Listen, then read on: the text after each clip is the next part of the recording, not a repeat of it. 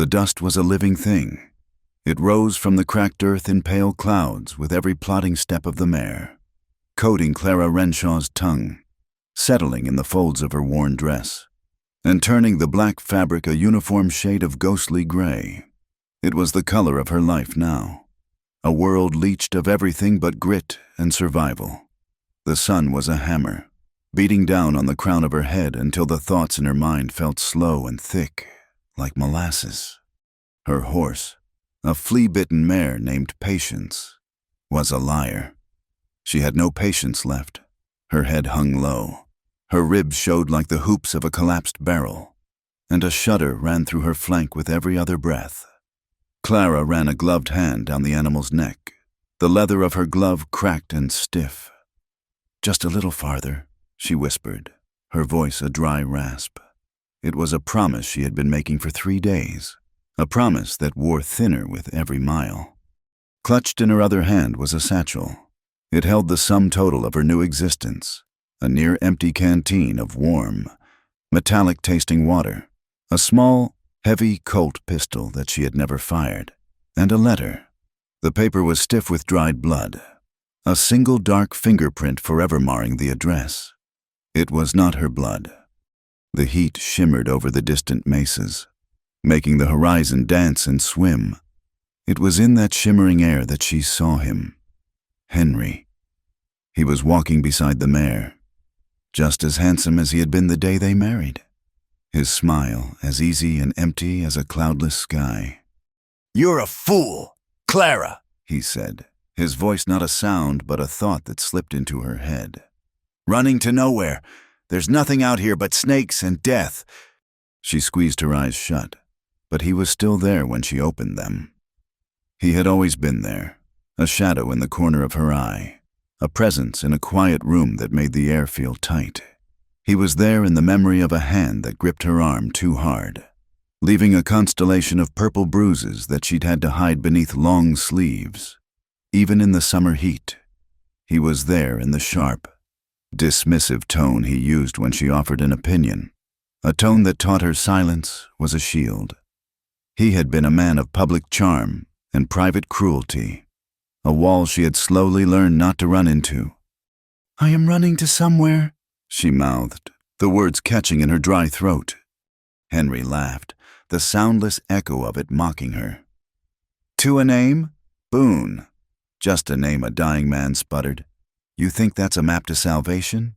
You think a friend of mine is going to be your savior? Men like me don't have friends. Clara, we have partners.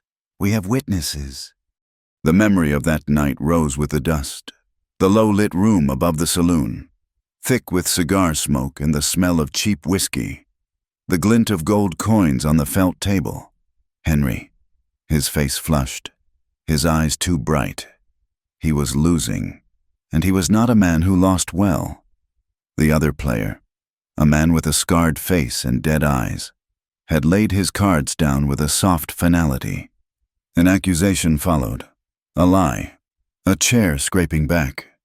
Clara had been waiting in their rented room down the hall, listening to the muffled sounds, her stomach a cold knot of dread. She had not heard the gunshot. She had only heard the sudden silence, a quiet so profound it was louder than any noise. When she finally crept to the door and peered in, she saw Henry slumped over the table, a dark stain spreading across the back of his white shirt. The other man was gone. The coins were gone. The only thing left was the letter that had fallen from Henry's pocket, the letter he had been carrying for weeks, its corner now soaked in the life leaving his body. She had taken it, not out of sentiment, but out of instinct, a piece of a puzzle she did not understand. She had walked out of that room, down the stairs, and out of that town without a backward glance. She never wept, not at his unmarked grave, not in the long days that followed. Her tears had dried up years ago, turned to dust inside her. The mare stumbled, pulling Clara from the memory. She slid from the saddle, her legs weak and trembling, and held the horse's head to keep it from falling. The town was a smudge on the horizon, a place she had been riding toward for the better part of the morning. It meant water. It meant a chance to ask about the name on the letter. Boone. She led Patience the last mile, the dust of the main street puffing up around her boots. Bitter Creek. The name suited the taste in her mouth. It was a handful of clapboard buildings squinting in the merciless sun. A general store, a blacksmith, and a saloon whose swinging doors seemed to be gasping for air. Leaving the mare tied to a trough, she pushed through those doors. The cool, stale darkness inside was a momentary relief. It smelled of spilled beer, sweat, and sawdust. A few men were hunched over the bar, their faces grim and sun-weathered. They glanced at her, a flicker of curiosity in their eyes, then dismissed her. A woman alone was either trouble or prey, and they seemed too tired for either. She walked to the bar, her back straight, her chin held high, a posture of defiance she had perfected over years. "Water," she said to the bartender, her voice barely a whisper. He slid a cloudy glass toward her without a word. She drank it down in 3 long swallows, the cool liquid a shock to her system. She paid with one of the few coins she had left and was about to turn and leave when she heard the name. "Boone's place is the last stop before you hit nothing," one of the men at the bar was saying. "Heard he took in that stray kid from Willow Fork after his folks died of the fever. Elias Boone keeps to himself," another man grunted. "Likes it that way. Don't blame him. After the war, saw things that would sour a man on people for good. Still," the first man said, "if you're lost and got nowhere else to go, his ranch ain't the worst place to end up. Out by the flat-top mesa, you can see the smoke from his chimney for miles if the air is clear." Clara's heart gave a single, hard thump against her ribs. Elias Boone? Near the mesa? A place where lost people end up? She felt a dizzying surge of something that felt dangerously like hope.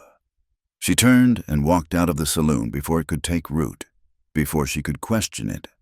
Hope was a fragile thing, easily broken. Back in the saddle, with a full canteen and a clear direction, the hope began to curdle. The sun climbed higher, and Henry returned, his phantom presence more persistent now. "Did you hear them, Clara?" he whispered in her mind. "A man soured on people, a man who saw the war. He'll see right through you. He'll see the lie you are, the wife who did not mourn." "I had nothing to mourn," she said aloud, the words stolen by the wind. "Did you not?" His voice was smooth, persuasive, the same voice he had used to charm her father, to convince her that his possessiveness was a form of love. "You mourned the girl you were before you met me. You mourned the children you never had. You stood there, in that doorway, and you watched me die. You felt nothing. Or did you feel relief? Did you? Clara, is that the blood on your hands? Not his, but your own cold relief." Her head swam. The desert landscape began to blur at the edges. She was so thirsty. Though she had just drunk, the water seemed to sweat right out of her skin. She saw a raven circling high above, and for a moment, it had Henry's eyes, watching her, judging her. The reins felt slick in her hands. The steady rhythm of the horse's walk was a drumbeat counting down her final moments. The sky, which had been a relentless, empty blue, began to bruise in the west. Dark clouds gathered with an unnatural speed, their bellies heavy and gray. The temperature dropped. A wind kicked up, whipping sand into her face, stinging her eyes. The first clap of thunder was a cannon shot that made the mare shy violently. Then the rain came, not a gentle shower, but a cold, driving deluge that soaked her to the bone in seconds. It plastered her hair to her scalp and turned the dust on the ground to a thick, greasy mud. The storm was a fury, a brief and violent cleansing that passed as quickly as it came. It left the air cold and clean, but Clara was shaking, her teeth chattering uncontrollably. The sun was setting, painting the wet desert in hues of orange and purple, and there, against the darkening silhouette of a flat-topped mesa, she saw it, a thin, frail plume of smoke, rising straight into the still air. A cabin, Boone's ranch. She urged the mare forward, every muscle screaming in protest. The smoke was a beacon, a destination. She could make it. She had to make it. But her vision was tunneling. The beautiful colors of the sunset turning black at the edges. The world tilted sideways. She felt herself slipping from the saddle, a slow, boneless fall into the cold, damp earth. The last thing she saw before the darkness took her completely was the mud rushing up to meet her face. Elias Boone saw the rider an hour before the storm hit, a dark speck moving slowly across his land. He watched from the porch of his cabin, his hand resting on the worn stock of the rifle that was always near. Strangers were rarely good news. He was a man in his late 30s, but the hard miles of the war and the solitude that followed had carved deeper lines into his face. A piece of shrapnel from a canister shot at Antietam had left him with a permanent limp, a constant, nagging reminder of a life he had left behind. He watched as the storm rolled in and swallowed the rider. When it passed, he scanned the horizon again. The speck was gone. Cursing under his breath, he pulled on his coat. He did not want to go looking for trouble, but he was not the kind of man who could leave even a stray dog to die in the cold. His limp was more pronounced in the damp air as he saddled his horse and rode out. He found her face down in the mud, not far from his property line. The mare stood over her, shivering and exhausted, but loyal. He dismounted and turned the body over. It was a woman. Her face was pale and smudged with dirt, her lips cracked and tinged with blue. For a moment, he thought she was dead. Then he saw the faint flutter of her eyelids, the shallow rise and fall of her chest. He checked her for weapons first, a habit ingrained by years of caution. He found the pistol in her satchel, tucked beside a canteen and a stained letter. He noted the fine, though worn, quality of her dress and the soft leather of her gloves. She was not from around here. With a heavy sigh, he lifted her. She was lighter than he expected, a bundle of wet cloth and cold bones. He draped her over his saddle, collected the reins of her pitiful mare, and began the slow walk back to his ranch. He did not take her to the cabin. His home was his sanctuary, a place unviolated by the outside world. He carried her into the barn instead, the air warm with the heat of animals and the sweet smell of hay. He laid her gently on a pile of clean straw in an empty stall, removed her soaked gloves, and covered her with a thick horse blanket. Clara woke to the smell of hay and manure. A rough wool blanket was scratchy against her cheek. She was in a barn, shafts of late afternoon sun slanting through the gaps in the wooden walls, illuminating dancing dust motes. Confusion came first, then a sharp, metallic spike of fear. She sat up too quickly, her head spinning, a wave of nausea washing over her. A man stood in the doorway of the stall, a silhouette against the bright light outside. He was tall and broad-shouldered, and he moved with a slight, uneven gait. As her eyes adjusted, she saw a face that was all angles and shadows, a trimmed beard, and eyes that watched her with a flat, unreadable expression. He held out a tin cup. "Water," he said. His voice was low and gravelly, as if he rarely used it. She scrambled back, pulling the blanket tighter around herself, her hand instinctively going to her side for the satchel that was no longer there. His eyes followed the movement. "Your pistol is in the cabin. Your bag, too," he said, his tone unchanging. "You'll get them back when you leave." He set the cup down just inside the stall, a safe distance between them, and retreated a step. His silence was unnerving. It was not a comfortable quiet, but a watchful, deliberate stillness. Clara finally reached for the cup, her hands shaking so badly that water sloshed over the rim. She drank, the water tasting clean and cold, the best thing she had ever tasted. When she was done, she looked at him, her own guard firmly in place. "Thank you," she managed to say. He gave a short, almost imperceptible nod. He did not ask who she was or what had happened. He did not offer sympathy. He simply stood and watched her. As if she were a wounded animal, he was deciding whether to put down or let be. "Where am I?" she asked. My property. A long silence stretched between them. Clara knew she had to say something more, to explain, but the words would not come. The truth was too complicated, too dangerous. My name is Clara, she offered finally.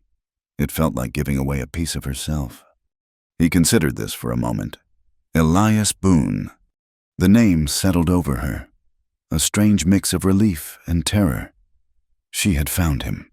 She had ridden through hell and found the name from the letter, but looking at the hard, closed-off man before her, she felt no sense of salvation. He looked less like a savior and more like a jailer. You can stay the night, he said, his gaze sweeping over her bruised and exhausted form. Your horse is lame. I'll see to her. In the morning, you'll be on your way. He said it not as a suggestion, but as a fact. He saw something in her face then, a flicker of despair so profound it broke through his carefully constructed walls. He saw the deep, soul-level weariness of a creature that had been running for a very long time. It was a look he recognized, a look he sometimes saw in the mirror. He turned and walked away before he could act on it. That night, the cold sank deep into Clara's bones. Elias had left her a plate of beans and dried jerky, along with another blanket, but he had not returned. The barn was dark, filled with the soft sounds of animals shifting and breathing in their sleep. She could not sleep. The events of the past week, of the past years, played over and over in her mind. Henry's mocking voice, the dead look in the card player's eyes, the endless, dusty horizon. She slipped out of the barn, wrapping the blanket around her shoulders. The sky was a vast, black canvas, littered with a brilliant spray of stars, more than she had ever seen in her life. The air was thin and sharp. She leaned against the rough wood of the corral fence and finally, for the first time since her husband's death, she cried. The sobs were silent, racking her body in waves of grief and fear. She did not cry for Henry. She cried for the hollowness inside her, for the terror of being alone, for the crushing weight of a future that was as vast and empty as the star-filled sky above. She cried until she was empty, until there was nothing left but the cold. Inside the small cabin, Elias Boone sat at his table, cleaning his rifle by the light of a single lantern. He had heard the barn door creak open. He heard the soft, muffled sounds that followed. He did not move, did not go to the window. He knew what the quiet sobs of a broken person sounded like. He had heard them in his own home, in his own heart, for years. He sat and listened to her sorrow, a silent, unwilling witness, and did not approach. Not yet. The sun rose the next morning on a world washed clean. The air was crisp and smelled of damp earth and sagebrush. Clara woke in the barn, feeling a deep ache in her muscles.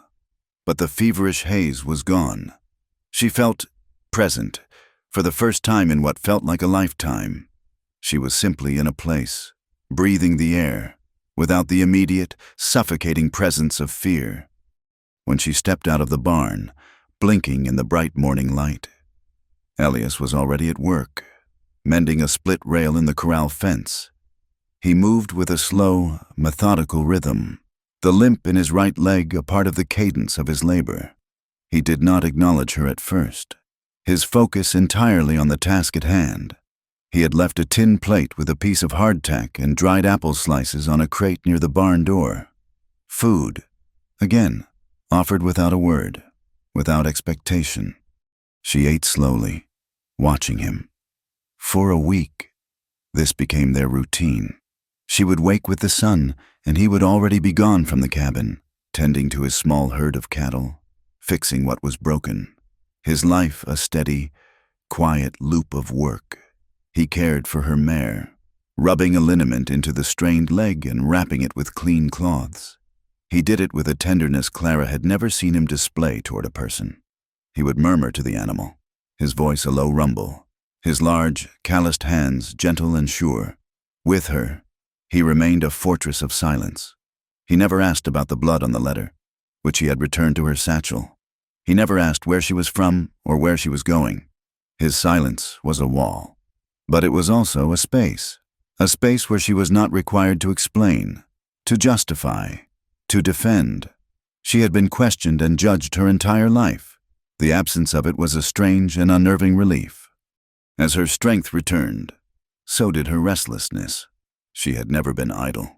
At home, her hands were always busy, mending, scrubbing, baking, a constant, frantic effort to maintain a perfect home, to appease a man who could never be appeased. Now, her hands felt empty. One morning, she approached him while he was splitting firewood. The axe rose and fell with a powerful grace. Sweat glistened on his back, and as he twisted to set another log, she saw it, a puckered, wicked-looking scar on his torso, just below his ribs. It was old and white, the kind of wound made by a blade, a thing of brutal intimacy. It was a piece of the map of him, a landmark to a place of violence she could only imagine. It matched the limp, the haunted look in his eyes that he tried so hard to conceal. "I want to help," she said, her voice sounding loud in the quiet morning. He stopped, the axe held loosely in one hand. He did not look at her, his gaze fixed on the woodpile. "Help with what?" "Anything. Cooking, cleaning the cabin, mending. I need to earn my keep." "You are not a hired hand," he said, his tone flat. "The mare needs another week of rest. You are a guest until then." The word guest felt foreign and ill-fitting. A guest was welcome. A guest was invited. She was cargo that had washed up on his shore. "I am not a guest," she insisted, a flicker of her old defiance returning. "And I will not accept charity." He finally turned to look at her, and his eyes were like chips of granite. "Charity is giving a man a coin when he has none. Letting a person heal on your land is just decency. I will not take payment for it." He turned back to his work, swinging the axe with a finality that ended the conversation. His refusal stung. It was another wall, another way of keeping her separate. He would provide for her physical needs, shelter, food, safety, but he would not allow her to breach the perimeter of his life. She was an outsider, a temporary fixture he was tolerating. The days grew hotter. Clara spent most of her time on the small porch of the cabin, watching the heat shimmer over the vast, empty landscape. It was a beautiful place, in a stark and lonely way. The sky was immense, the silence broken only by the wind or the cry of a distant hawk. It was that hawk that changed things. She had been watching it circle high above for an hour, a dark speck riding the thermal currents. Down below, Elias's handful of chickens scratched and pecked in the dirt near the barn. The shadow of the hawk passed over them, and a moment later, it folded its wings and dropped from the sky like a stone. There was a frantic squawk, a flurry of dust and feathers, and then the hawk was rising again. A limp white chicken clutched in its talons. Elias came running from the barn, his rifle in his hand, but he was too late. He stopped and watched the hawk fly toward the mesa, his face a mask of weary frustration. He lowered the rifle and cursed under his breath. Clara had not moved from her chair on the porch, but in her lap, her hand rested on the cool metal of her Colt pistol, which Elias had left on the cabin's main table that morning after cleaning it. The next day, the hawk returned. It circled, lower this time, bold. Elias was out with his cattle somewhere on the far side of the property. The chickens, unaware, continued their pecking. Clara stood up. She walked to the edge of the porch, the pistol heavy in her hand. She had never fired it, but Henry had insisted she learn how. He had taken her out to the woods once, laughing at how she flinched from the noise. "A man needs his wife to be useful, not just decorative," he had said. She had hated the feel of the gun, the power of it, the violence it represented. Now, she raised it with a steady hand. The hawk was 100 feet away, maybe more, beginning its descent. She did not think about Henry. She did not think about anything at all. She lined up the sights, led the bird by a fraction, and squeezed the trigger. The explosion was deafening. the kick of the gun jarring her arm to the shoulder. For a second, the hawk continued its flight, and she thought she had missed. Then, it simply stopped. It tumbled from the sky, a messy bundle of feathers, and hit the ground with a soft thud. She stood there, the gun still pointed, the smell of gunpowder sharp in the air, her ears ringing. She did not blink. She did not feel triumph or remorse. She felt only a strange, cold calm. The chickens scattered, but they were safe. Elias rode in an hour later. He saw the dead hawk lying in the dust. He looked at the chicken coop, where the hens were now clucking nervously. And then he looked at the porch, where Clara sat in her chair, the pistol resting on the small table beside her. He stopped his horse and stared at her for a long moment. His expression was unreadable. He gave a single, slow nod, then dismounted and went about his chores. He never said a word about it, but something had shifted between them. He had seen a piece of her, a piece that was not broken or afraid, but hard and capable. He was impressed, but he buried it deep, where no one could see. That afternoon, a sudden rainstorm forced him to work inside the cabin, mending a leather harness. He allowed her to take shelter inside, not wanting her to be caught in the downpour. The cabin was one small room, meticulously neat and spare. A bed in one corner, a stone hearth, a table and 2 chairs. It was the home of a man who owned little and wanted less. While he worked, his back to her, Clara's eyes fell upon a small, carved wooden box on the mantel above the hearth. Driven by a curiosity she could not suppress, she lifted the lid. Inside, nestled on a piece of faded velvet, was a photograph, a tintype. It showed a younger Elias, without the beard and the hard lines around his eyes, standing with his arm around a smiling woman. In front of them stood a small girl with serious eyes and long, dark braids, clutching a corn-husked doll. A family. She was still holding it when he turned around. His face, when he saw the photograph in her hand, became perfectly still. The warmth from the fire seemed to recede, and the room grew cold. "Put it back," he said, his voice dangerously quiet. Her fingers fumbled as she placed the photo back in the box and closed the lid. "I'm sorry," she whispered. "I didn't mean to pry." He said nothing. He picked up his tools and the harness and walked out into the rain, back to the barn, leaving her alone in the sudden, heavy silence of his home, the ghost of a dead family between them. They ate their supper that evening by the light of his small fire pit outside. The rain had stopped, and the air was cool. He had made a stew, and he ladled a generous portion into her bowl before his own. They ate in their usual silence. The only sounds, the crackling of the flames and the chirp of crickets in the tall grass. The silence felt different tonight, heavier, charged with the things they did not say. He knew she had seen his family. She knew he would never speak of them. As darkness fell, the sky began to rumble again. The wind picked up, whipping the flames of the fire sideways. The storm was returning, angrier this time. "Get inside," Elias said, his first direct command to her. He stamped out the fire and followed her into the cabin just as the heavens opened up. Rain hammered on the roof, and the wind howled like a hungry wolf. There would be no retreat to the barn tonight. The small cabin, which had felt empty and sparse, now seemed impossibly small, charged with their proximity. "You can take the bed," he said, gesturing with his head. "No, I will not put you out of your own bed," she replied, her voice firm. "The hearth is fine." He did not argue. He gave her a blanket from his bed, then sat in one of the wooden chairs, his rifle across his lap, and prepared to keep watch through the night.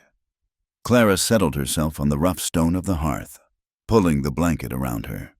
The fire had been banked for the night, but the stones still radiated a comforting warmth. She lay listening to the storm, the rain a relentless drumming, the wind a mournful cry. She felt him watching her in the dark. She must have drifted off. She was floating in that space between wakefulness and sleep, when his voice cut through the sound of the storm.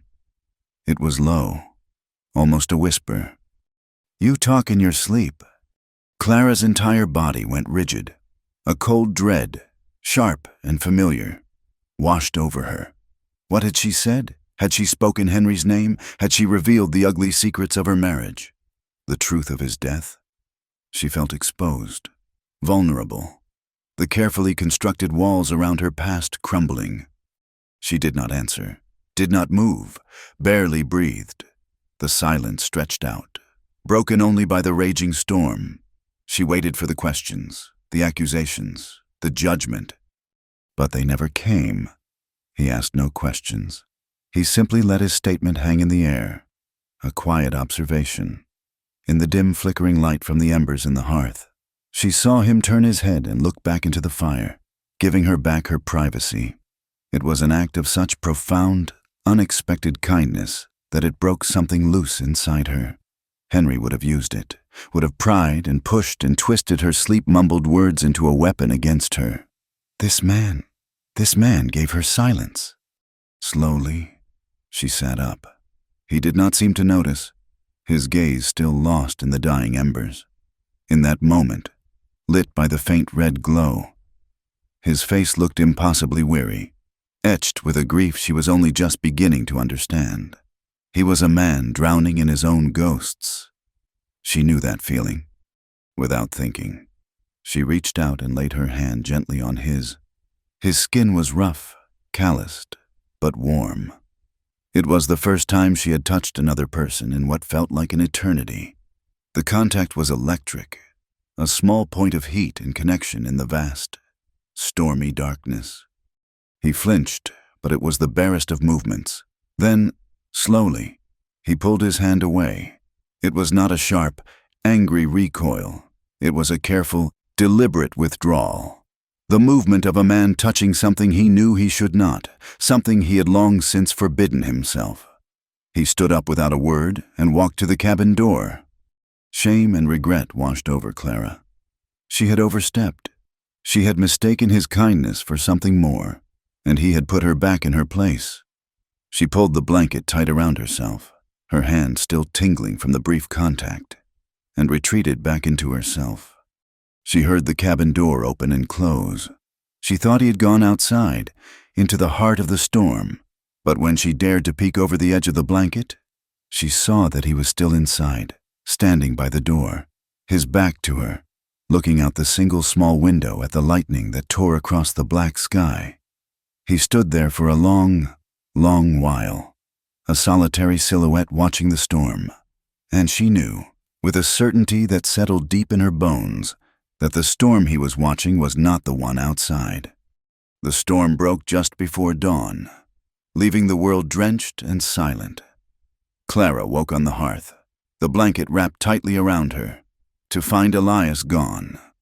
The cabin door was ajar, letting in a sliver of the pale, gray morning. She felt a pang of the previous night's shame, the sting of his withdrawal. She had offered a moment of comfort, and he had turned from it, leaving her to feel foolish and forward. She found him in the barn. A low, distressed sound met her at the door. One of his cows was lying in the hay of a large stall, her sides heaving, her eyes wide with pain and exhaustion. Elias was beside her, his sleeves rolled up to his elbows, his hands and arms smeared with blood. He glanced up as she approached, his face grim. "She's been at it all night. The calf is turned." Clara did not hesitate. She set down the bucket of water she had brought and moved into the stall, her boots sinking into the soiled hay. She had grown up on a small farm, a lifetime ago, before her father's ambition had moved them to the city. She knew the grim realities of birth and death. She looked at the cow, at the small, hoofed feet protruding, and saw the problem immediately. There was no life in them. "It's already gone, isn't it?" she said, her voice quiet and matter-of-fact. Elias looked at her, a flicker of surprise in his tired eyes. He had expected hysterics, or at least a woman's revulsion. He gave a curt nod. "For hours. I think..." Now I have to get it out, or I will lose her too. What followed was a grim and bloody hour. There was no room for modesty or weakness. He gave her tasks, and she performed them without flinching. She brought him ropes, held the cow's head, spoke to the animal in a low, soothing voice, and wiped the sweat and grime from Elias's brow with a damp cloth. She was a steady, silent presence in the midst of the struggle. When at last the small, lifeless body was delivered and lay in the straw, she felt a familiar, hollow ache, a life that never was. Elias slumped back against the wall of the stall, breathing heavily, his body trembling with exertion. The mother cow, exhausted but alive, began the slow process of cleaning herself.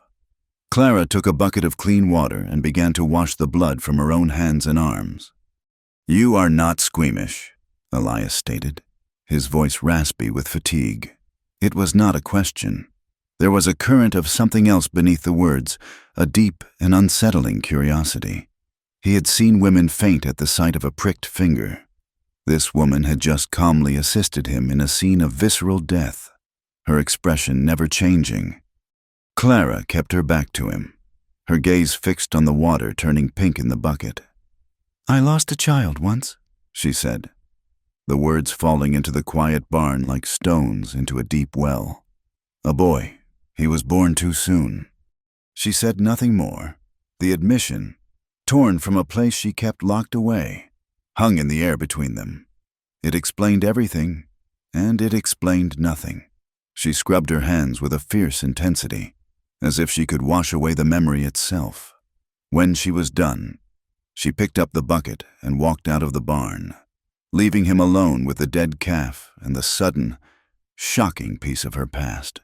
She did not see the look on his face, the way his own carefully constructed walls seemed to shudder as if from a distant tremor. He saw her now not as a mystery, but as a fellow survivor of a particular kind of hell. The incident created a subtle shift in the current between them. The silence was still there, but it was different. Less a barrier and more a shared territory. He no longer looked at her as a fragile piece of baggage, and she no longer saw him as just a grim, silent warden. She saw the deep well of his own pain, and she suspected it was not so different from her own. A few days later, she found him in the small lean-to that served as his workshop, sharpening tools on a whetstone. The rhythmic scrape of steel on the stone was a mesmerizing sound. He was honing the blade of a large saw, its teeth wicked and sharp. "What is that for?" she asked, her curiosity overriding her caution. "Saddle saw," he said without looking up, his concentration absolute. "For trimming branches on the trail. A good tool is a good friend. It will not fail you if you care for it." He ran his thumb gently over the sharpened edge, a gesture of respect for the tool's potential. She watched him for a while, the precise, economical movements of his hands. "My father taught me how to care for tools," she said softly. "He said a person's character could be judged by the state of their knives and their boots." Elias stopped his work and looked at her, truly looked at her. "Your father was a wise man." He picked up another, smaller saw. "This one needs setting. The teeth are out of line." He held it out to her. "Do you know how?" She took the tool, its wooden handle smooth and worn from his grip. "I think so." He showed her how to use the saw set, a small, specialized tool for bending the teeth to the proper angle. One to the left, the next to the right. He stood behind her, his body close but not touching, his voice a low murmur near her ear as he instructed her, the clean, masculine scent of him, wood smoke, leather, and sweat filled her senses. When she fumbled with the tool, his hand came over hers to guide it. His touch was firm, impersonal, yet a jolt of heat shot through her arm, pooling deep in her belly. Their hands brushed. Her breath hitched. He must have felt it too, for he pulled his hand back as if burned and took a step away, turning his attention to another piece of equipment. The air in the small workshop crackled with unspoken energy. The heat of the day, the scrape of metal, the sudden, fierce awareness of their bodies in the small space. It all simmered between them, a pot about to boil over. The peddler arrived a week later, his cart a noisy, rattling promise of the world beyond the mesa. It was laden with bolts of cloth, pots and pans, tools, and tins of goods. Elias saw the dust cloud from the cart long before it arrived. He came to Clara on the porch, his face set in hard lines. "There is a traveler coming," he said, his voice low and urgent. "Go inside the barn. Do not come out until he is gone. Do not let him see you." His command was absolute, his tone leaving no room for argument. It was a warning born of a deep and ingrained mistrust of strangers. But something in Clara rebelled. For years, she had been told where to go, what to do, how to be invisible. She had lived in hiding, first from her husband's temper and then from the world. She was tired of hiding. She did not go to the barn. She stayed in her chair on the porch as the peddler's cart rolled into the yard. He was a cheerful, round man with a booming voice and a smile that showed a few missing teeth. He tipped his hat to her. "Good day, ma'am. A fine day indeed," he called out. "Did not expect to find such a lovely flower blooming in this lonely stretch of country." Elias appeared from the side of the cabin, his expression thunderous. He stood between Clara and the peddler, a human shield. "What do you want, Miller?" he asked, his voice flat and unwelcoming. "Just making my rounds. Elias, just making my rounds. Got some fine new tobacco from the East. Some canned peaches your mouth has been watering for, I am sure." The peddler boomed, undeterred by Elias's cold demeanor. While the two men conducted their tense transaction, Clara stood up and walked to the edge of the porch. "Do you have any thread, sir?" she asked, her voice clear and kind. "Some needles, perhaps?" The peddler's face lit up. "But of course, ma'am, the finest London steel, and thread in any color you can imagine." She spoke with him for a few minutes, her manner polite and gentle, asking about his travels, smiling at his boisterous jokes. She bought a small packet of needles and a spool of black thread with one of her last coins. All the while, she could feel Elias's eyes on her. He stood off to the side, his arms crossed, his body rigid with a tension that was almost palpable. After the peddler had rattled away down the trail, a cloud of dust in his wake, the silence he left behind was heavy and suffocating. Something had shifted in Elias. He looked at her now with a new and unsettling distance, as if her simple, kind exchange with another man had been a betrayal. That evening, he did not join her for their silent meal by the fire. He stayed inside the cabin. When the sun had set and the stars had begun to appear, he came out onto the porch where she sat. "Your mare is healed," he said, his voice devoid of all emotion. "You cannot stay here forever." The words hit her like a physical blow. It was not his words, but the cold finality in his tone. He was casting her out, after everything, after the shared moments of work and silence, after the unspoken heat in the workshop. He was sending her away. The fragile sense of peace she had begun to feel shattered, and all the fear and desperation came rushing back. She stood up, her hands clenched into fists at her sides, and faced him in the deepening twilight. "Why?" she asked, her voice trembling with a sudden, raw anger. "Because I spoke to the peddler, because I will not hide in your barn like a frightened animal." "This is no place for you," he said, his gaze fixed on the distant horizon. Tears of frustration stung her eyes. "And where is the place for me? Elias, you tell me. Out there? Alone? Is that what you want?" The carefully constructed dam of her control finally broke, and all her pain and loneliness poured out. "Is it because of what you think I am? A woman alone, a widow with no tears for her husband? Or is it because of what you see when I look at you?" Her question hung in the air, a direct, piercing challenge. It forced him to look at her, and in his eyes, she saw his fortress crumble. She saw the raw, unguarded grief he kept so carefully hidden. "My wife," he began, his voice a choked whisper. Her name was Sarah. My daughter was Lily. They died of a fever. Right here in that cabin, I was gone. Off fighting in a war, killing men who did not even know what side they were on half the time. While my own family, while they burned up from the inside. He finally looked at her, and his eyes were hollowed out by a loss so profound it had carved out his soul. I came home to 2 fresh graves and a cold house. That was 5 years ago. He took a ragged breath. I have not touched a woman since the day I buried my wife. The confession was a raw wound, laid bare in the starlight. Clara's anger dissolved, replaced by a wave of empathy so powerful it stole her breath. She saw him then, a man frozen in time, trapped in a prison of grief and guilt.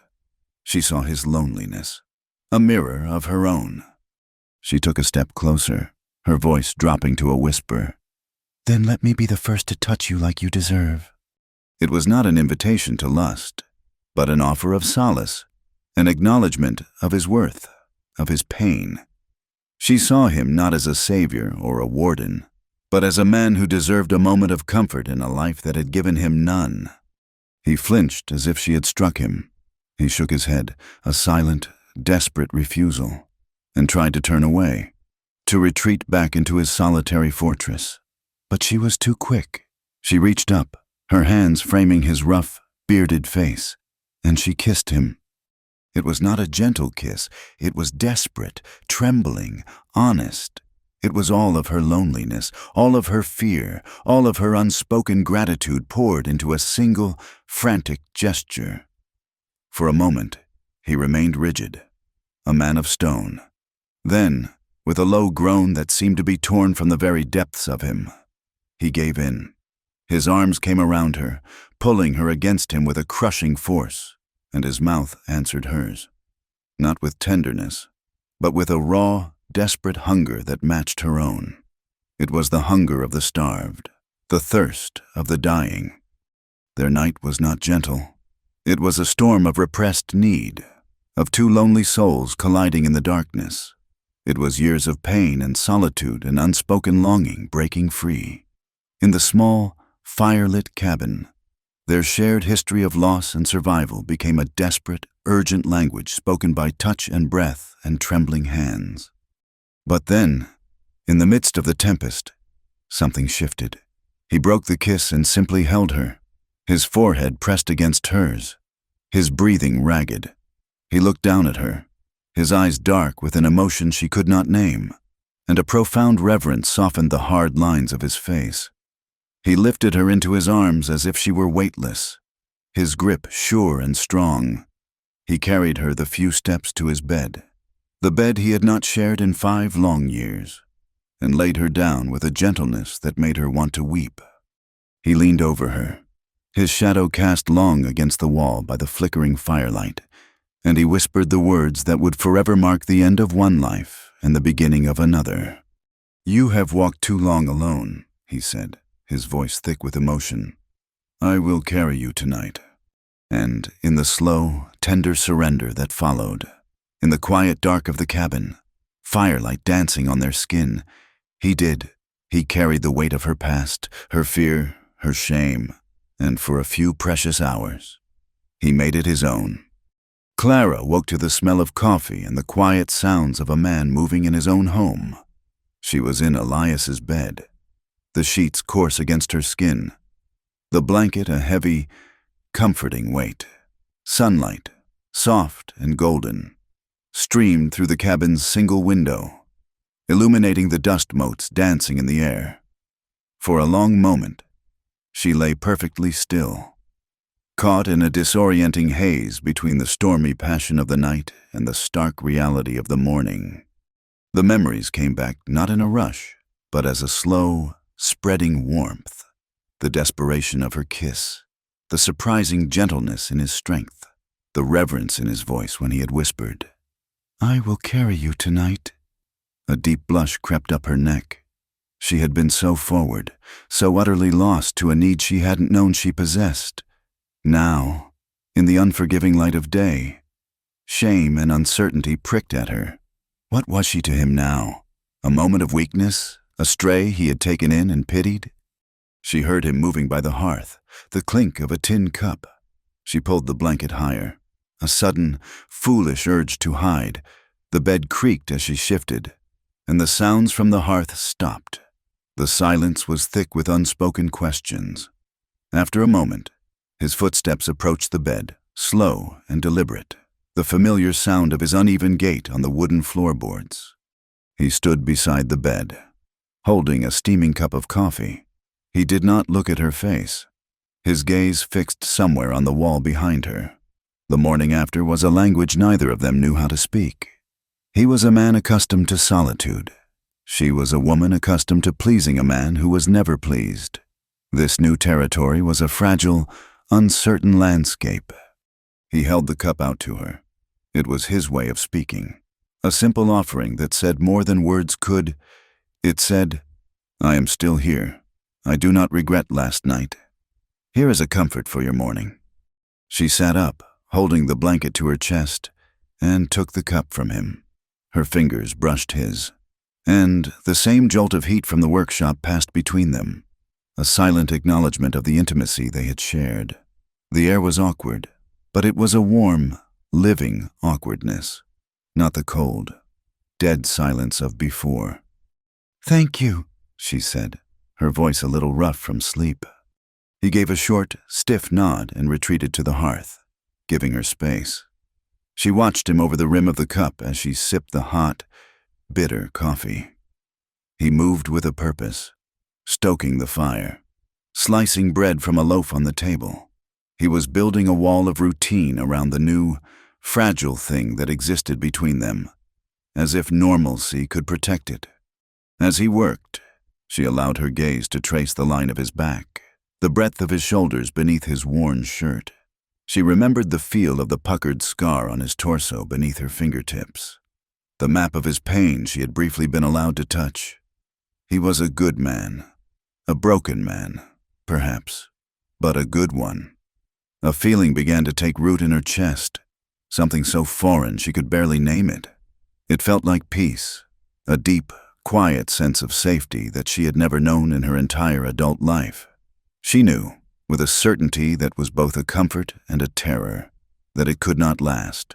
Peace was a luxury in this world, and she was a woman who had long since forgotten what it felt like to afford anything but survival.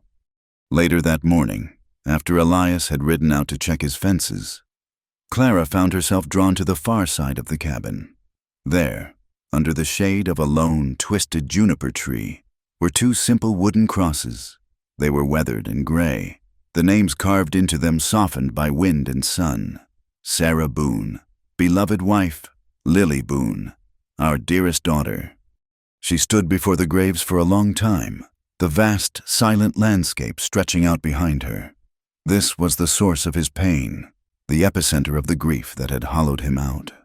She thought of the smiling woman in the photograph, the little girl with the serious eyes clutching her corn-husk doll.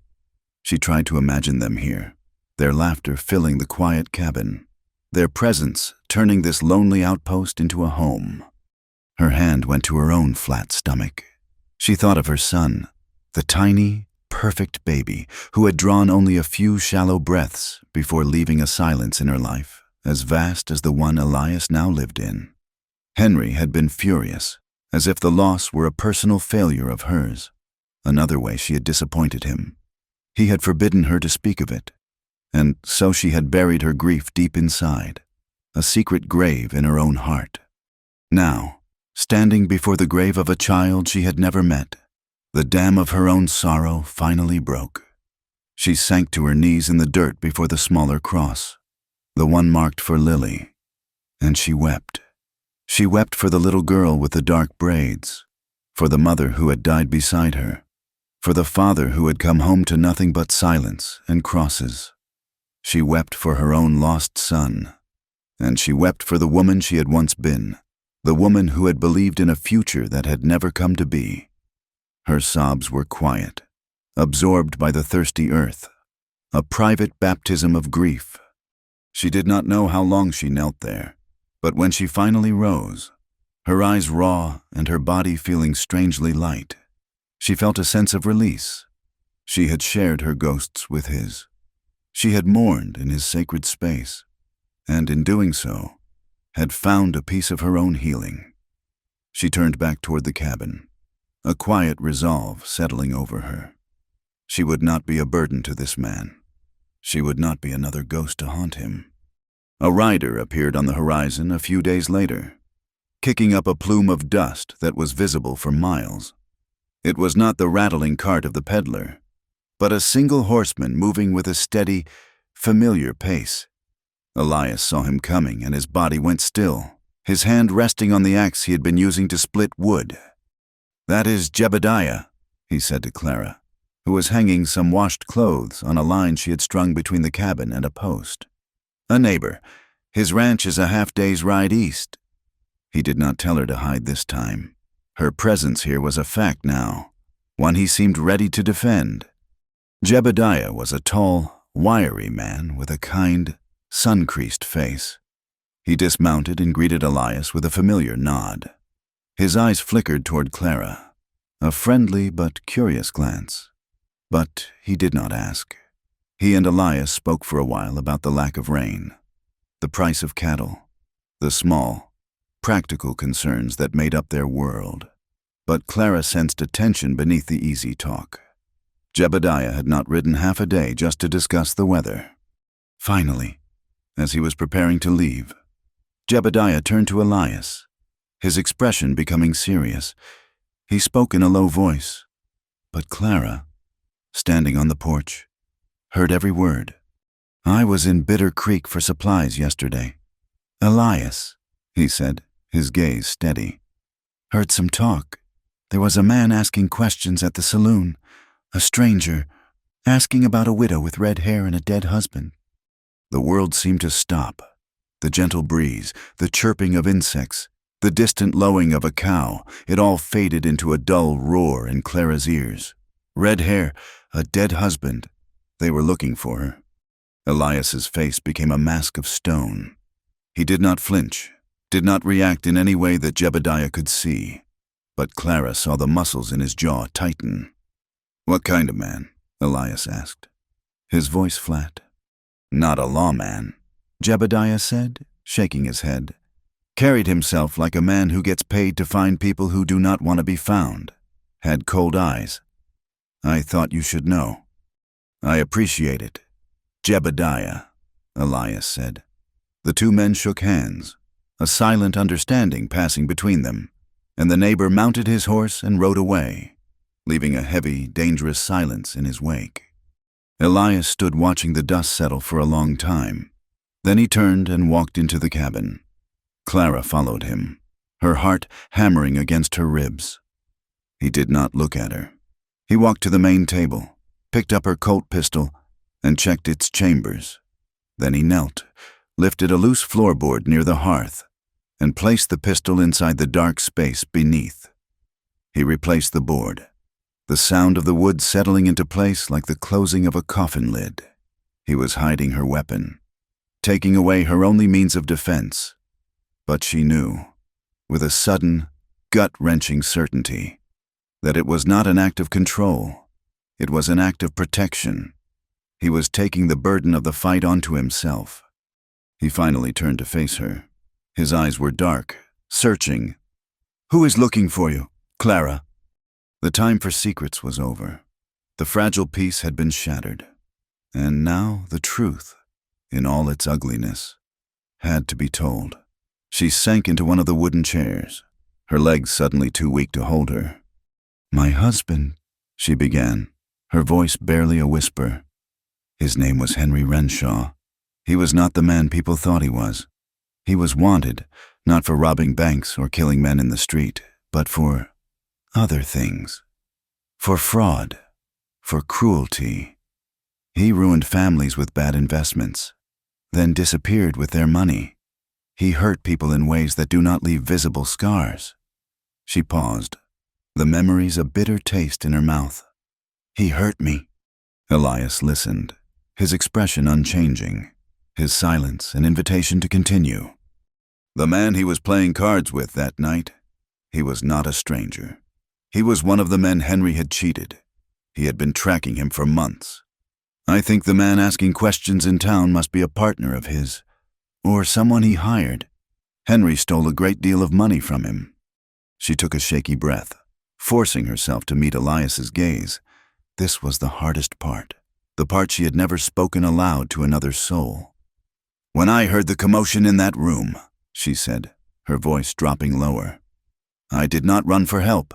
I stood outside the door and I listened. I heard the accusation. I heard the chair fall. And then I heard the shot. And after the shot, there was silence.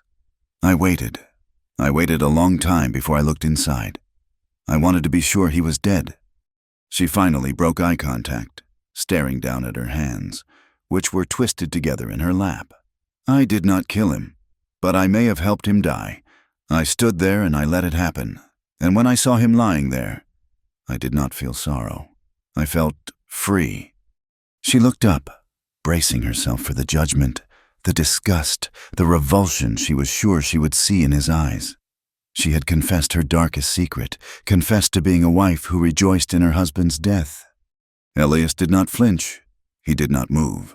He simply looked at her, his eyes filled not with condemnation, but with a deep, weary understanding.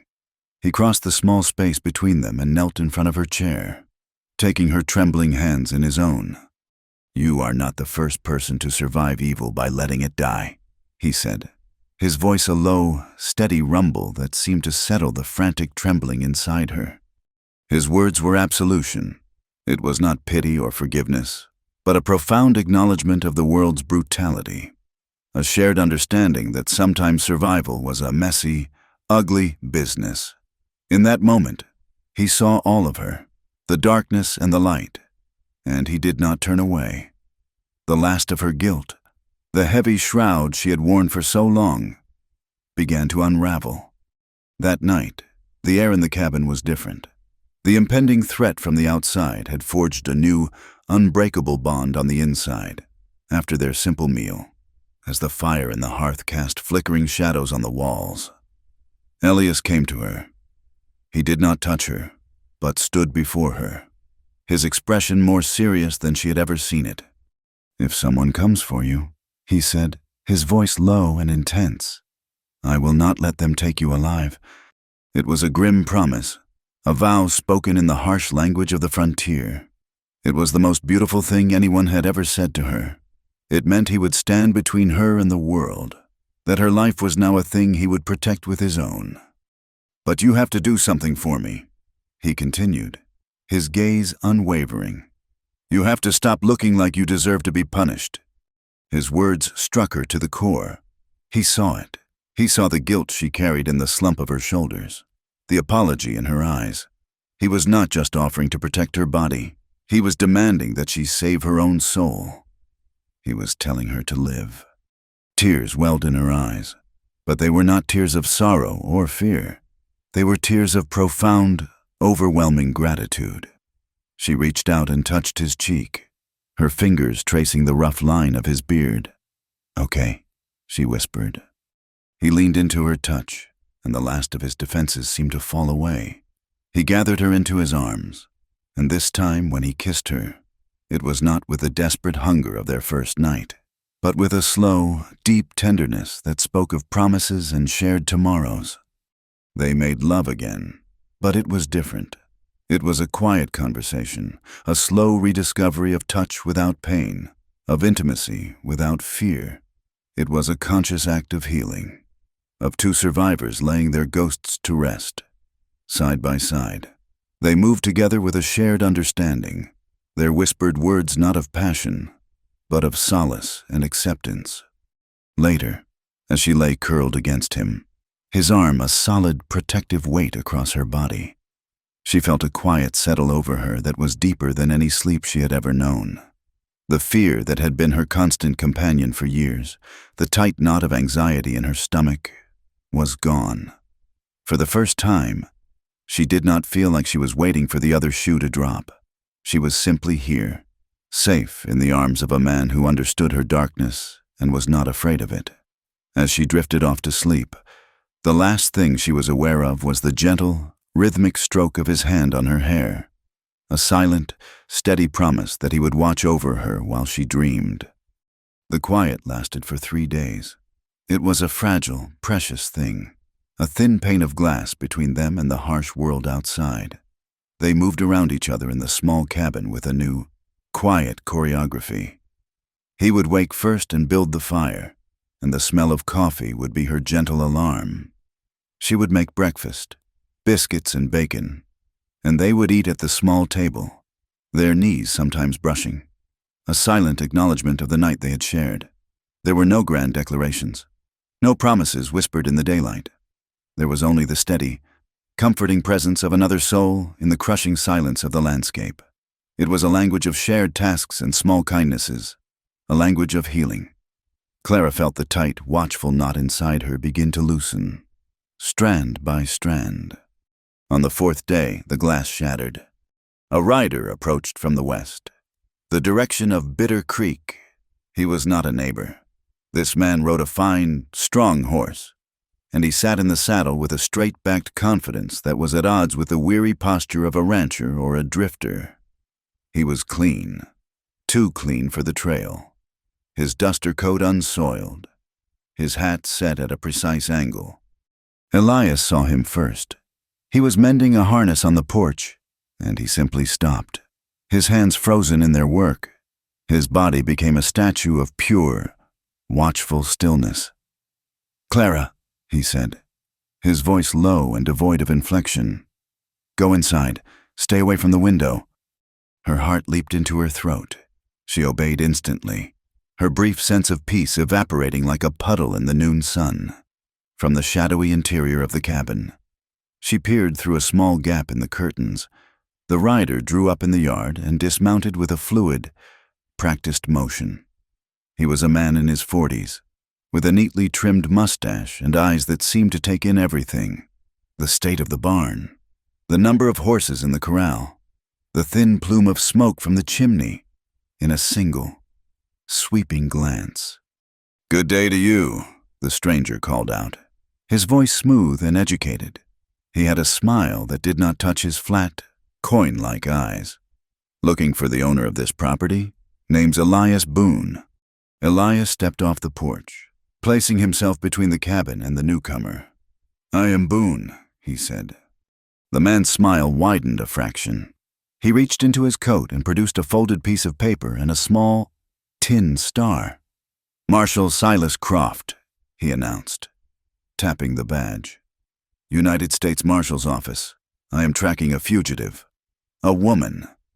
Thought she might have passed this way." And then Clara saw his face clearly as he turned toward the sun, and the world tilted on its axis.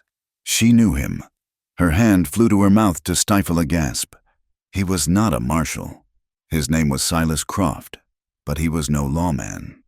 He had been one of Henry's men, a silent, menacing presence who sometimes collected debts for him, a man whose predatory stillness had always frightened her more than Henry's loud, blustering rage.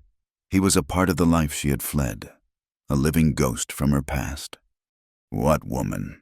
Elias asked, his voice a low, steady baritone. He betrayed nothing, his face an unreadable mask. "Name of Clara Renshaw," Croft said, his eyes scanning the cabin, lingering on the line where Clara's dress and underthings were hanging to dry. "Widow of a man named Henry Renshaw, who met an unfortunate end a few weeks back.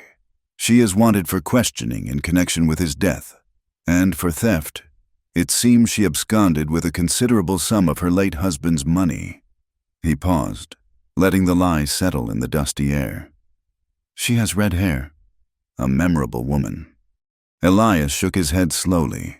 "Have not seen anyone like that. Folks do not pass through here often, and I would remember a woman like you describe." Croft's gaze was sharp, probing. He looked from Elias to the cabin, a flicker of suspicion in his eyes. "Well," he said, folding the paper and tucking it away, "if you do see her, you are legally bound to report it. There is a substantial reward, enough to make a man's life a little easier out here." He tipped his hat. "I will be in Bitter Creek for a few days. Ask for me at the saloon."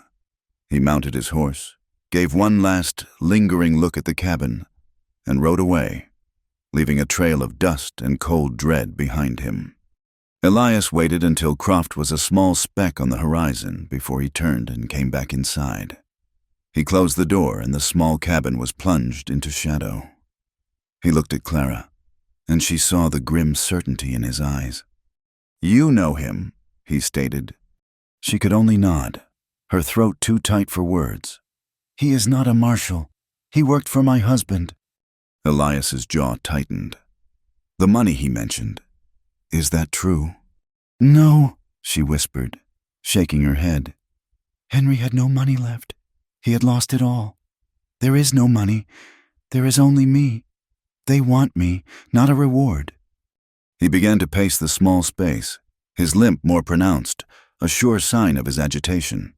"He will be back," he said, his voice a low growl. "Men like that, they smell a lie like a wolf smells blood. He saw your dress on the line. He is not satisfied. We have to go. Tonight, we pack what we can carry and we ride north." Clara stood frozen. "Run!" The word echoed in the chambers of her memory. She had been running her whole life, running from her husband's moods, running from his cruelty, and for the past several weeks, running from his death. She had run until she had collapsed at this man's feet, and here, in this desolate, quiet place, she had finally stopped. "No," she said. The word was quiet, but it was as solid and unmovable as the mesa on the horizon. Elias stopped pacing and stared at her. "What do you mean?" "No, Clara, that man is a bounty hunter. He will not bring you in for questioning. He will bring you in for a bounty, dead or alive. It makes no difference to him." "I do not care," she said, her voice gaining strength. She looked him in the eye, and for the first time, she did not feel like a supplicant. She felt like his equal. "I will not be a fugitive again, Elias. I will not spend the rest of my life looking over my shoulder, running from town to town, hiding in the shadows. My life did not begin until I stopped running. I will not start again." He saw the iron resolve in her eyes, the fierce, defiant strength he had only glimpsed before. He saw the woman who had shot the hawk, the woman who had faced the bloody death of the calf without flinching. He saw the woman who was refusing to be a victim any longer. A slow, grim smile touched his lips. It was not a smile of humor, but of respect. "All right," he said softly. "We do not run. We fight." They spent the rest of the day building a trap. It was not a fortress they were building, but a snare. Elias was a soldier, and he thought in terms of strategy, not brute force. "We do not want to kill them if we do not have to," he said, his voice all business. "We want to capture them, give them to the law." He set up the barn and the corral as the focal point. He rigged tripwires using thin, strong leather cords, connecting them to stacks of empty tins and horseshoes inside the barn that would create a deafening clatter if disturbed. He barricaded the back windows of the cabin, leaving only small, defensible slots to shoot from. He placed a lantern, filled with oil but unlit, on a precarious perch above the main barn door, with a rope leading from it back to the cabin. They worked together in a silent, efficient partnership, their movements synchronized, their purpose a single, grim thought. As twilight began to fall, painting the sky in hues of orange and purple, Clara took a pair of his sheep shears from the workshop. She sat on the porch steps and, without a word, began to cut her hair. The long red tresses that Croft had called memorable fell to the wooden planks in soft piles, like autumn leaves. She sheared it close to her scalp, the cold steel of the blades a shocking, liberating sensation. It was more than a disguise. It was a symbolic act, a shedding of the past. She was cutting away the woman who had belonged to Henry Renshaw, the woman who had been a victim, the woman who had hidden and wept in the dark. Elias came and stood before her, watching the last of her hair fall away.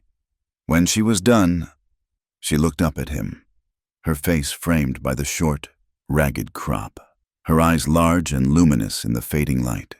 He reached out and touched her shorn head, his calloused fingers surprisingly gentle. He did not speak, but his touch was a benediction. He saw what she had done. He understood. They came after midnight, 3 of them. The moon was a pale sliver, offering little light.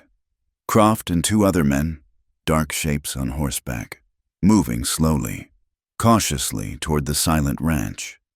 Elias and Clara were inside the cabin, the fire banked, the room dark. A horse whinnied in the corral. Sensing the intruders, one of the men cursed softly. They dismounted and crept toward the cabin, fanning out. The plan was clear.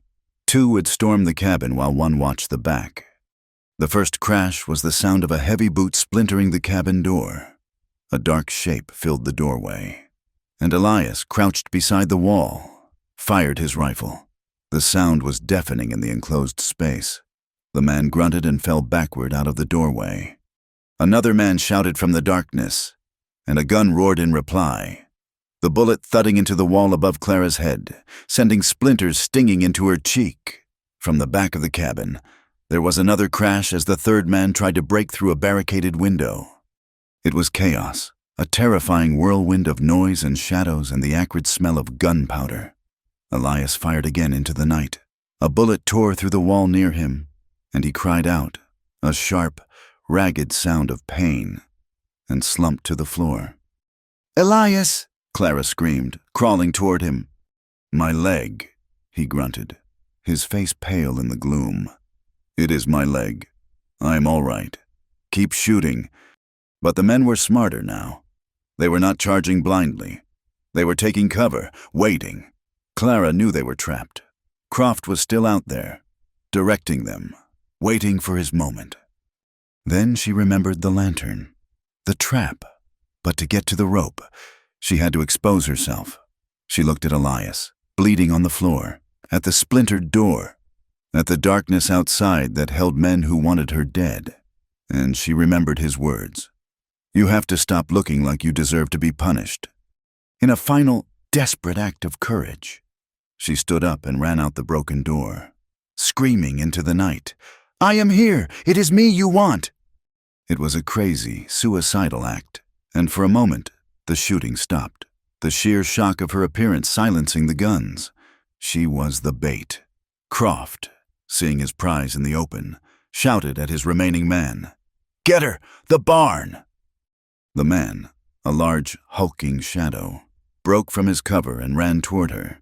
Clara turned and fled toward the barn, just as Elias had told her to.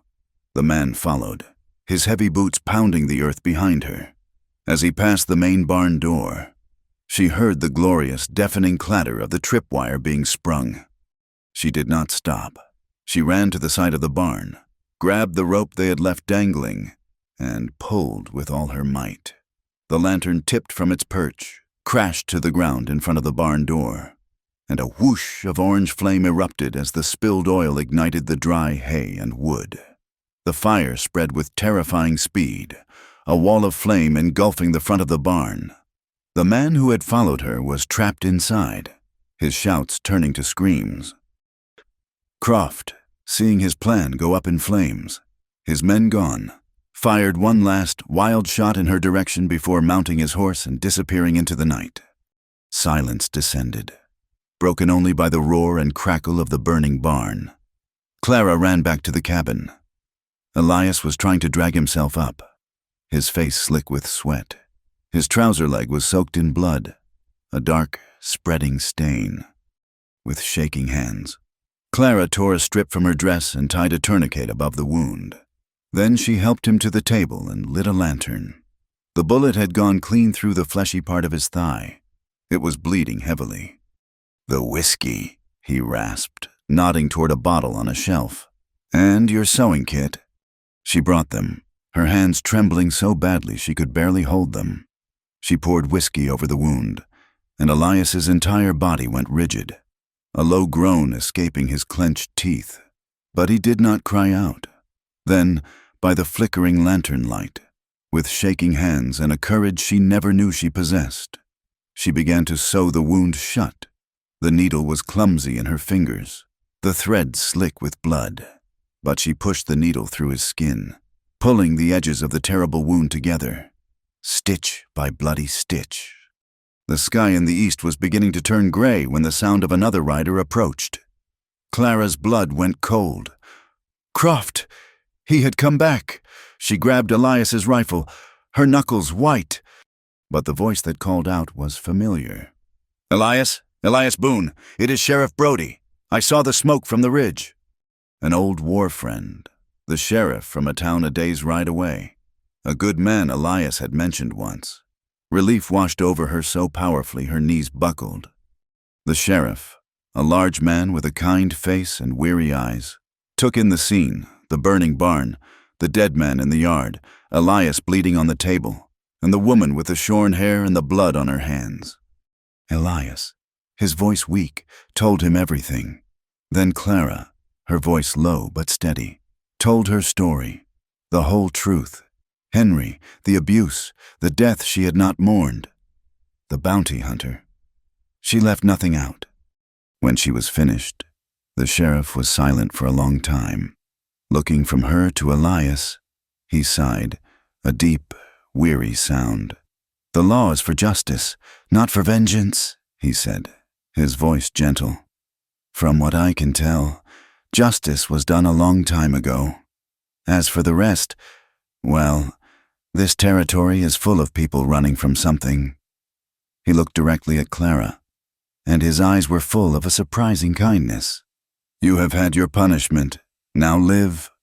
He helped them put out the last of the fire and promised to send a doctor. Then he dealt with the dead man and left them in peace.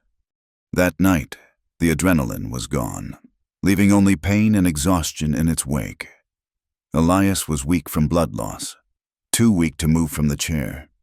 He had saved her, had taken a bullet for her. He had carried her when she was at her weakest. Now, the roles were reversed. Clara put her arms around him, taking his weight. He was heavy, a dead weight of a man, but she found a strength she did not know she had. She half dragged, half carried him to the bed and gently laid him down. He looked up at her, his eyes clouded with pain but filled with a profound gratitude. She leaned down and whispered in his ear, her words a soft echo of a promise he had once made to her in this very room. Now I will carry you. The days that followed bled one into the next, measured not by the rising and setting of the sun, but by the slow, arduous process of healing. The doctor Sheriff Brody sent confirmed what Clara already knew. The bullet had passed clean through, but the risk of fever was high. Elias's life hung by a thread, and that thread was in Clara's hands. She became the ranch. She rose before dawn, her short, ragged hair a strange sight in the reflection of the cabin window, and moved with a quiet, relentless purpose. She milked the cow, fed the chickens, and tended to the horses. She learned the unique language of the property, the creak of the well pump, the groan of the cabin door in the wind, the soft, contented sighs of the animals at rest. The ranch, which had once been a terrifying, desolate landscape, became her domain. She moved through it not with the timid steps of a guest, but with the sure-footed confidence of a woman who belonged. Her hands, once soft, grew calloused and strong. The sun browned her skin. The hollowness in her cheeks filled out. She was no longer a ghost floating through a life that happened to her. She was a physical, tangible force, shaping her own existence with every bucket of water she hauled and every log she split for the fire. Her most important chore, however, was Elias. He was a difficult patient, his pride warring with his body's betrayal. He hated the helplessness, the way she had to bring him water, change the dressing on his leg, and help him when the fever sweats came in the night, soaking the bed sheets.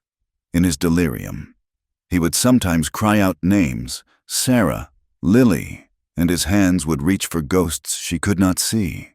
In those moments, she would not try to soothe him with empty words. She would simply place a cool, damp cloth on his forehead and hold his hand, her steady presence an anchor in his storm-tossed memories. There were moments of quiet frustration, when he would try to stand too soon and collapse back onto the bed. a string of curses hissing through his clenched teeth. There were moments of despair, when he would stare at the ceiling for hours, his eyes filled with a bleakness that frightened her. But there were also moments of a new and profound intimacy. She would read to him sometimes in the evenings from an old, dog-eared book of poems she found on a shelf, her voice a low, steady murmur in the quiet cabin. He would watch her, his expression unreadable, as she moved about the room, her competence a quiet, powerful thing. Slowly, agonizingly, he began to heal. The fever broke. The angry red of the wound began to fade.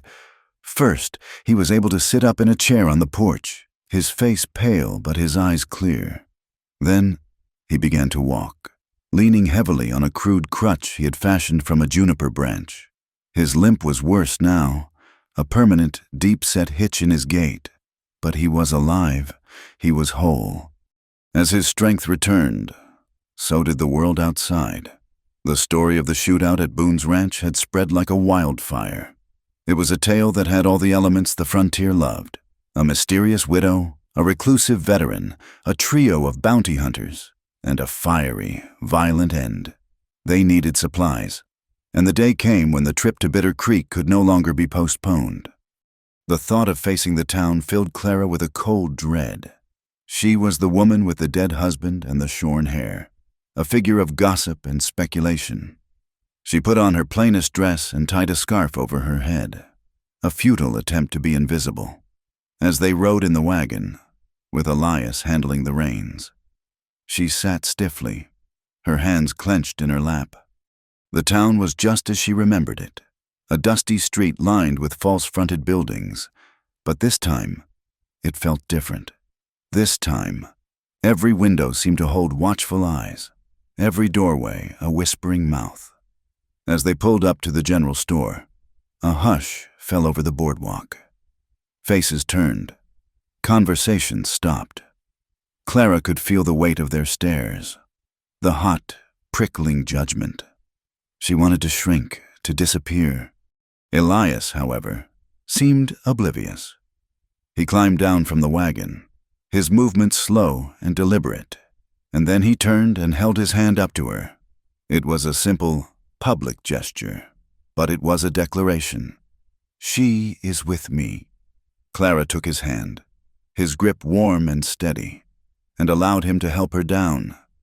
They walked into the general store together, a united front against the tide of curiosity.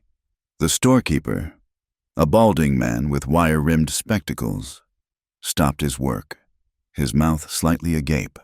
A pair of women in the corner, who had been examining bolts of calico, fell silent, their eyes wide. Elias ignored them all. He walked to the counter as if he were the only man in the room and began to read from a list Clara had written. "Need flour," he said, his voice calm and steady. "And salt, coffee, a side of bacon." The storekeeper finally found his voice. "Elias," he stammered, his eyes flicking nervously toward Clara. "Good to see you up and about. We heard there was some trouble out at your place." Elias did not look up from his list.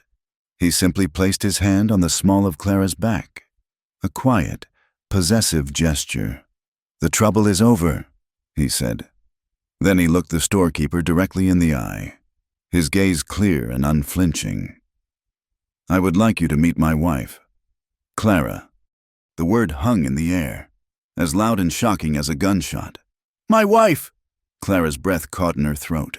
She looked up at Elias, at his strong, stoic profile, and a wave of emotion so powerful it almost buckled her knees washed over her. It was not a lie told for convenience. It was a shield. It was a claim. It was a wall he was building around her, protecting her from the whispers and the stares, giving her a name, a place, an identity that was not tied to her past. In that single moment, he had taken all the town's gossip and rendered it powerless. The storekeeper's jaw snapped shut. The women in the corner suddenly found their calico fascinating again. The word would be all over town by nightfall. Elias Boone, the recluse, the widower, had taken a wife. The story was over. A new one had begun. On the ride home, Clara was quiet, her heart too full for words. The landscape, which had once seemed so empty and threatening, now looked beautiful, bathed in the golden light of the afternoon. When they were in sight of the cabin, she finally turned to him. "Thank you," she whispered. He just nodded, his eyes on the trail ahead, but she saw the corner of his mouth twitch in a faint smile. Life settled into a new rhythm, one of peace and quiet labor. One morning, they were awakened by a commotion from the corral. Clara's mare, Patience, who had long since healed, had given birth in the night. A new foal, all spindly legs and wide, curious eyes, stood wobbling beside its mother. It was a perfect, beautiful creature, a sign of life beginning again on a ranch that had seen so much death. Elias and Clara stood at the fence, side by side, and watched the foal take its first tentative steps. In that shared, silent moment, they both understood that this was a new beginning for them, too. A few days later, Clara took a piece of paper and a small nub of a pencil and walked to the juniper tree that shaded the two lonely graves. She sat with her back against the rough bark and began to write. It was a letter to the girl she had once been, the frightened, hopeful girl who had married Henry Renshaw, believing in love and forever. "You will be afraid," she wrote, the words flowing from a place deep inside her. "You will learn to be silent. You will learn to make yourself small. You will think that the bruises on your arms are your fault, that the emptiness in your heart is a punishment you deserve. But you are wrong. There is a strength in you that you cannot yet see. It is buried deep, beneath years of fear and silence. But it is there. One day, you will stop running. You will stand and you will fight. You will walk through fire, and you will not be consumed. You will learn that a home is not four walls, but a place where you can be safe.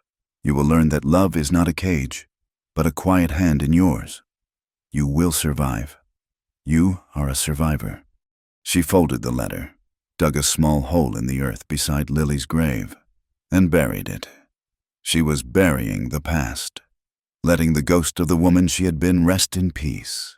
As she stood up and brushed the dirt from her hands, she felt a profound sense of lightness, as if a heavy cloak she had been wearing for years had finally slipped from her shoulders. One afternoon, she found Elias standing in the charred remains of the barn. He had already cleared most of the debris, and now he stood looking at the blackened foundation, his brow furrowed in thought. He had a measuring line in his hand. "What are you doing?" she asked, coming to stand beside him. He looked at her, and his eyes, which had for so long been clouded with grief, were clear and bright with a new purpose. "I am rebuilding," he said. He gestured with his head toward the foundation. "But I am making a change." He walked her over to one side of the foundation, a space that had once been used for storage.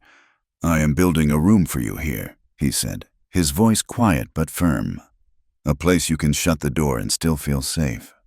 His words were a key, unlocking the last, secret, frightened chamber of her heart. He understood. He understood that even here, in his arms, in his bed, a part of her would always need a place to retreat, a door she could close against the world, against the memories. He was not just building her a room. He was building her a sanctuary. He was giving her the one thing she had never had in her entire life, a choice. The choice to be with him, and the choice to be alone, and to be safe in either. Tears welled in her eyes, blurring his image against the bright blue sky. She stepped into his arms, and he held her, his embrace no longer just a comfort, but a home. They kissed in the warm sunlight, surrounded by the scent of burned wood and the promise of new beginnings. It was a kiss not of desperate passion or fearful tenderness, but of quiet, certain, and profound love. They were older now, their faces and their souls marked by the scars of their pasts, but they were no longer broken. They were whole. The story ends some months later. The new barn stands tall and strong, the fresh pine of its walls glowing in the setting sun. from the porch of the cabin. Clara watches Elias as he leads the horses, including the young, energetic foal, into the corral for the night. He moves with his familiar, pronounced limp, but there is no longer any weariness in it, only strength. He finishes his work and turns toward the cabin, and when he sees her watching, he smiles, a real, unguarded smile that transforms his rugged face. She smiles back, a deep, contented warmth spreading through her. She looks out at the vast, beautiful landscape, the mesas turning purple in the twilight, the sky a canvas of infinite stars. She thinks of the woman who rode into this land, half dead, with nothing but a satchel and a ghost. That woman is gone. In her place is a wife, a partner, a survivor. She looks out at the horizon, at the long road that brought her here, and she whispers to the wind, her voice full of a quiet, unshakable peace. I do not ride alone anymore. Thank you for listening to our story around the campfire. We encourage you to comment with where you are listening from to connect with fellow travelers. Subscribe to the Wild West Campfire channel and share your thoughts in English.